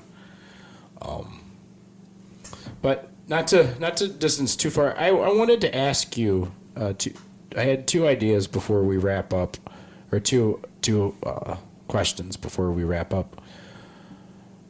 I said ideas because, like, the ideas that sometimes they overtake us. You feel perhaps possessed by them, and sometimes you ignore the idea, and sometimes that idea comes along to somebody else. It's almost like ideas are just floating out there in the ether, just to be grabbed hold of. Does that play any role in ancestors or the collective unconscious of that being? Oh, absolutely. The ideas being alive, perhaps, or that being an echo of a mind that once lived that's connecting with our mind? I think it's both. I certainly think that the concept of a collective unconscious, as Jung talked about it, when an idea emerges, I don't think it is simply ours that we generate. I think it's emerging at a number of levels, so we become a generative force that can you can take that idea and make it into something. But that's why you see often in the world many people coming up with similar inventions at a similar time. Yeah. It's not even historically, like the wheel all over the world. Right. Yeah. It just emerges because it's time and it is coming forward. And then it's the people who will pay attention that can actually make that manifest, and that's where we are, where our obligation is when the ideas come forward. Now, in terms of how that works with ancestors, I want to give the caveat that I'm not over there. I work with ancestors through shamanic journeys, which means that they're going through, to a certain extent, my filter, because, they're having to speak with images that I understand, so they can only go as far as my limited understanding, no matter how enlightened they've become on the other side. So, but when ancestors are working with us, they do have a certain altitude that we don't have. By being non-corporeal, they are free to perceive things that we can't, simply because we are bound within the sensory confines of our body. But they do communicate to us, perhaps in the theater of our imagination. Oh, absolutely. And in terms of that's a beautiful way of putting it, because I think that they will communicate through dreams. Yes. And they will communicate through other people. We've all had people say, I don't know why I just said that to you. Yeah. I've never thought of that before. And the whispers that come when we have ancestors that have enough energy to do it. Now, again, remember, that's always the basis. If we want to work with ancestors, we're either going to have to feed them, or we have to deal with them having been fed by somebody else or some other intention. So if we're working with good ancestors, I have one that I started working with when I started learning weather shamanism. At the time, I wasn't even sure she was a legitimate biological ancestor. Later on, through research, I found out she was. But she is a trusted and tried and true source. And there are times I know she whispers ideas to me. I know she says, and if I can't get it right, she kind of slaps me upside the head and said, okay, well, come see me then, because we need to sit down and talk about this. Her name is Agnes. I just call her Grandma Agnes. And she has been a vital part of my development. Right. And when I say the ideas that I have, many of them have come from her, just her practical down-home sense that she sits down at a kitchen table with me and says, look, have you thought about this? Let's back off, son, and let's think about how you're approaching this problem, or how you're looking at this. And that's extremely valuable, right? So that's where those ideas, those possessing ideas, can be part of the ancestors. Now, it can also be the negative side, because if they're trying to accomplish something, they can also be the one whispering in your ear. They can be the devil on your shoulder, not the angel on your shoulder. So you have to be discerning. Yes. So as a conspiracy theorist, I got to throw the tinfoil hat on and ask you the question too. So they talk about this technology called the voice of God technology, which is basically being able to specifically place thoughts into somebody's head, collectively or individually. And I was listening to one particular guy that did perform some of these experiments where what they did was they took some people saying, hey, we have a study that we're doing. We're going to see how accurately we can read your mind. That's what they told the participants, but what they were actually doing was they knew the thoughts that they were projecting into these people's minds with the technology. And they do that, and then they'd ask to, are you thinking of this? And they'd be like, yeah, that's what I'm thinking. And they're thinking they were reading their minds because they didn't want them to actually know what they were doing was implanting the thoughts in people's minds. Now, if it's a technology, it could be taken good or bad based on whatever the holder of, this ability wants to do with it. So how do you know the difference between a thought that's inspired by whatever the muse or an ancestor communicating with you versus something artificial that's being created and put there?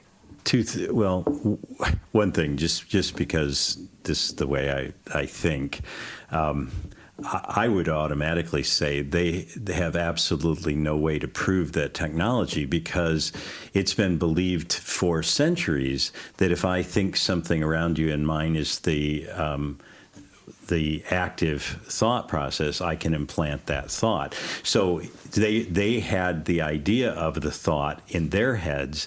So how do we know it wasn't their thoughts implanting it, not the technology? So you see, there's almost no way to not. You see, so that, anyway, that's just backing around that. It has nothing to do with your question, really. But the answer would be, it doesn't matter as long as you have established from the beginning, and before you do any ancestor work, this should always be true. I need to know who I am, and I need to know what my values are. I need to know what my boundaries are. And if I have established those things, it doesn't matter where the thought comes from. If it fits within my boundaries and my established ethics, it might be mine to act on.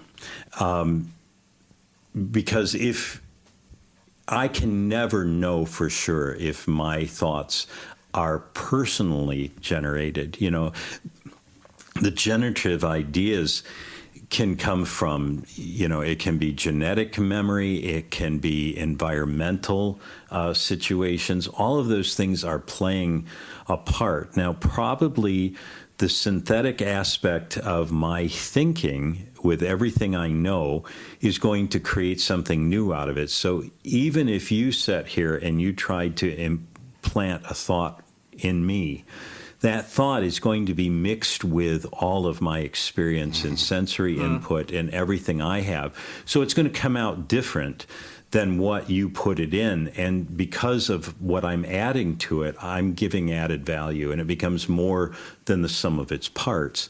So it ultimately doesn't matter where the initial spark was put in. It's what I do with it, and whether or not I can evaluate it as being part of my ethical and moral boundaries. What the product is after it's came through the Micheal filter. Exactly. Yeah, which is usually kind of weird, but... So the idea of the theater of our imagination, certain ideas being like just popping in there, like rather that, that dreams is a good example. We have this whole story unfolds when we sleep, that sometimes we'll see things that surprise us. Sometimes we'll see things that teach us. We'll have these interactions with characters that maybe scare us.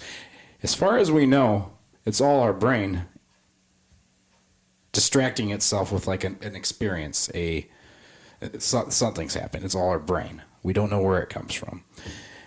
There's been different times in the past year that I've had like these little snippets of like a picture or a story that just kind of pop into my brain, and I've always wondered where do those come from, because sometimes those I follow those.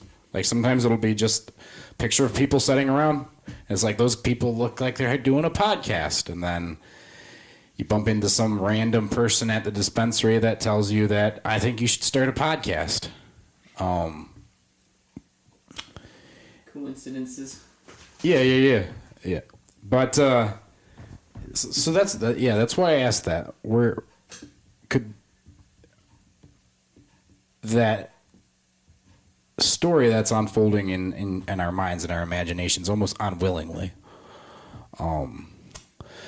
There's this type of like prayer I like to do, or where it's kind of like I've seen it kind of as like it's interacting with your unconscious, or like you ask a question and you wait for whatever's the first thing, the first image, the first word, the first memory to come back. And years ago, I was doing this and I asked, what type of man am I supposed to be? And in my imagination, the story I unraveled was like there was this sea, and this like almost glowing purple man rose out of the sea, and he was building bridges, connecting bridges, islands for people to knocking down some walls and turning the walls into bridges. And something that I see in myself that I saw a lot of my dad growing up, and I know Jake has said that it was a characteristic of his father that, the inquisitiveness, the curiosity, the wanting to learn, have open-minded discussions. Like my dad, he has his beliefs in Jesus, or as he would say, Yeshua and whatnot. He's always, despite being a fundamentalist, he's a very curious person. There'd be Muslims that come out to the farm and buy sheep for the festivals and whatnot. And growing up, I'd see him just talking to people. He'd ask questions. He'd have his own thoughts, but he's a very non-dogmatic person, very inquisitive. And so I kind of would like to think of this, what we're doing now, as a continuation of that tradition. And as long as my future sons, either rather physical or non-physical, as long as they're not opposed to it, or daughters, I'd like to keep the tradition going of sitting down and having these discussions of open-mindedness, of inquisitiveness. I'd like them to continue it too, and so I'd like to record it and like set it down as like a foundational thing, so they keep doing it. And here we are. And so you become the ancestor that's whispering the ideas. Or listening to the whispers.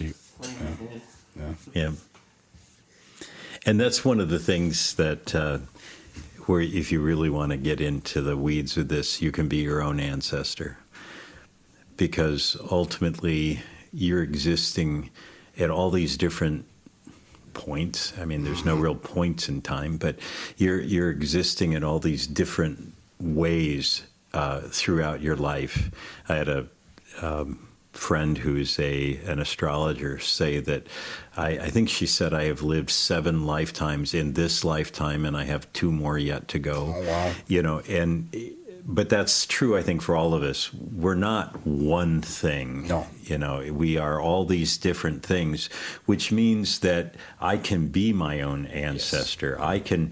I can whisper to my future self and say, okay, here's what you need to know. Mm-hmm. Or I can also listen to my future self, who, by the way, is a real hippie. And he talks to me every once in a while, too.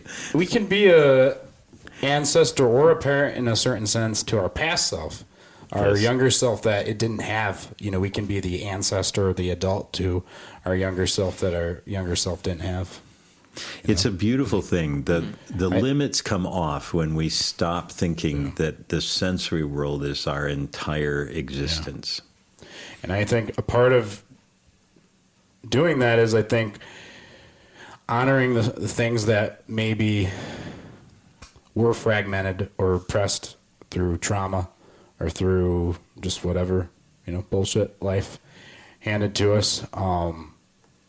I think that is part of being an ancestor to ourselves, is going back and what is that thing that was repressed? What is that thing, what is the way that I need to be an ancestor or a parent to this younger version of myself that has been locked away and neglected? Because I think in a lot of ways, I think that's what's at the bottom of our egos. Like you said, evil, it's just misplaced. It's pain. It's misplaced pain. And I think a lot of the times at the bottom of the ego, it's a shell that it's tightly wrapped around a crying child in the veto position that's just lost and scared and Yeah, I agree. weary. And just one more caveat on all of this. The beautiful thing about the shamanic path, an early teacher once said to me, it's not a religion, which means we don't care if you believe it. It works because it works. So if you believe it works because of psychological factors or just because it's a metaphor, I don't care. I have nothing vested in a belief system here. It's a technology that works. So if working with the ancestors is a way to, if you just see it as a way to just psychologically do that kind of healing, that's a beautiful thing. Yeah. And there's, all the doors are open when you're standing here where I'm at. It is simply a way of understanding the world, and amongst many ways of understanding the world, it just works really well for me. And it's obviously done something for humanity, because from the beginning of from cave paintings forward, oldest form of spirituality in the world. Yeah, as far as we understand it, right. At least maybe not shamanism in its narrowest understanding as a particular form of animism, but in the broader form of animism, it goes all the way back. And so it's worked because it just would have died out if it did nothing for people, right? So it's something that's here, and it's something that I think is worth exploring. I do want to just emphasize that it is something that is in general quite safe, but I do tell people, get a teacher. If you're going to start, Absolutely. Going into things like, feeding spirits, you want to make sure that somebody is giving you help, and it needs to be somebody that has some training and that you can trust. And it really needs to be, again, start with yourself. You need to know what your boundaries are, because teachers can take advantage of you if you don't know your boundaries going into learning. You need to know right away, okay, this is who I am and this is what I want to get out of it. Open the doors slowly. You don't have to just slam all the doors open the first experience you have. I was extremely reluctant going into this, and it took me a long time because I wanted to make sure every step I took was one that I could live with and that it was going to be beneficial to me. And I think that's a healthy way to proceed. Not because I did it, but just because I believe that people should be in their own full power. I agree. The limitations are indeed done away with. Yeah. I like what you said about time being just a construct, just a way of perception, really, and how there is a lot more than just our skin suits. Like you're saying, this ethereal world, spiritual plane, the afterlife, it goes so far beyond. And there was a point in my life where, whatever you want to call the source, I call it God. I was learning this one thing over and over, that God isn't bound by time.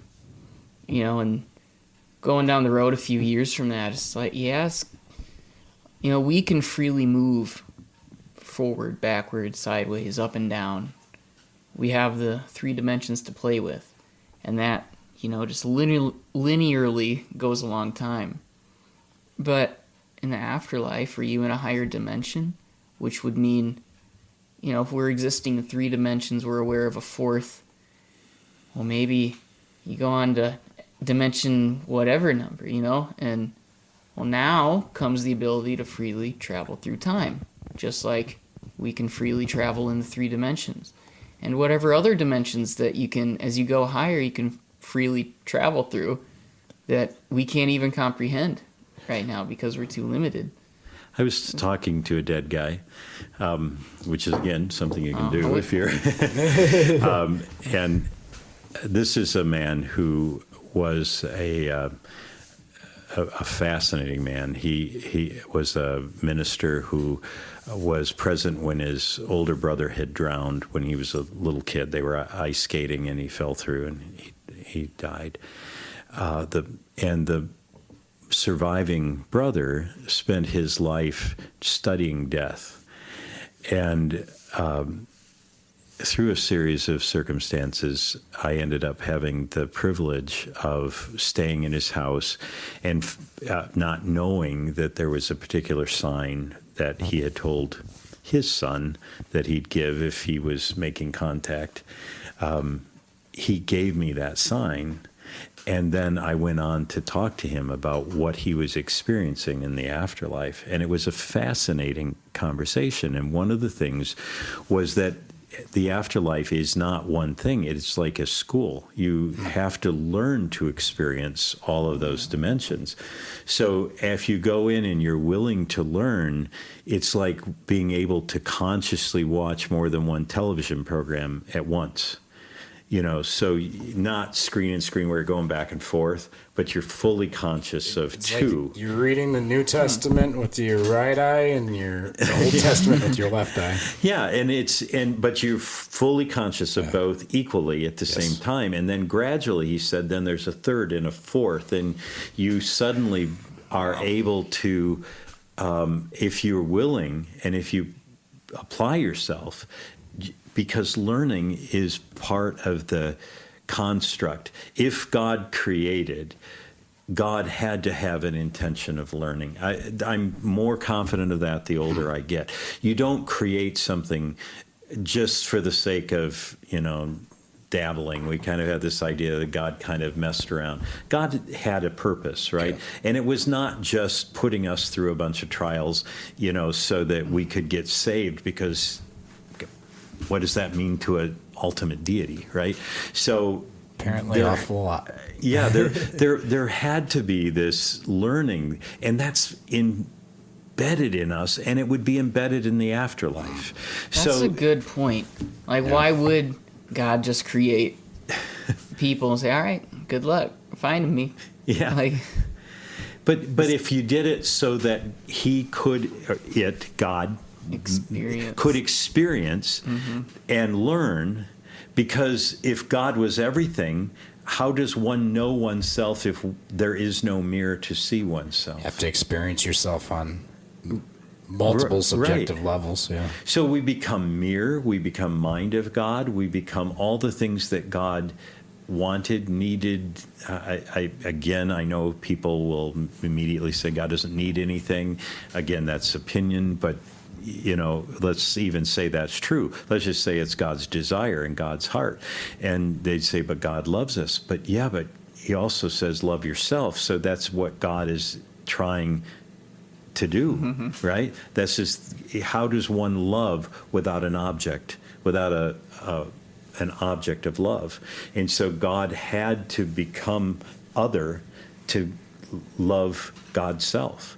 We have the privilege of being that object and of experiencing that. And so us, the world around us, all of those, that have gone before, all that are going to come after, are all aspects of that mind of God, that knowing. And so we are learning, and to me, that's what the afterlife is going to be. It's, I know some people are sitting around going, man, school again. Yes, I was over that. But it is a form of school, right? It's a beautiful way of unfolding. Or in some traditions, well, then you just come back. You didn't learn it, and you don't want to learn it in the afterlife. Well, then we'll give you another shot.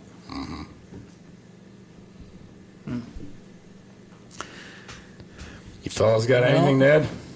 I think that's about a good point to end it. We got might, 2 hours. if there's a good point that doesn't break the flow, it might be a two-part. Well, how long is it? It's 2 hours and 8 minutes. That's the longest one thus far. Not counting intros, outros. Yeah. No. Well, Well, I'm good for that, think let me tell that's- you. thank you again for I believe you're our first return guest. Yeah. Pastor Don, Right. technically. Nah, because the first one got deleted. We didn't do the second one because we.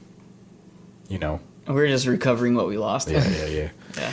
Well, I feel honored, and it is true joy. It's been the energy with the three of you here at the table has been really great, and you've added to the energy, of my ancestors here at the house, and hopefully you've felt their embrace. And Glad to contribute. yeah, so you're always welcome. You were in the barn last time, so you've been. Now you're in the house, so we'll have to keep going through the buildings out Maybe here. maybe next time we'll be in the peace chamber. Yeah, that'll be great. Yeah. So, well, you can find Michael Northrop at earthharmonyhealingcenter.com, and we keep an updated calendar there, and there's a way to get a hold of me right there on the page. All right. There you go. So until next time, let's keep traversing this strange world, and let's be Let's be keep curious. traversing the strange world with inquisitiveness And curiosity. And let's remember to be neighborly to folks, because at the end of the day, we're all just strangers in a strange land. Until next time, peace. Toodles. If you would like to contact us, email us at peaceandtoodles@gmail.com. Until next time, salutations, my fellow strangers. What will they think of next?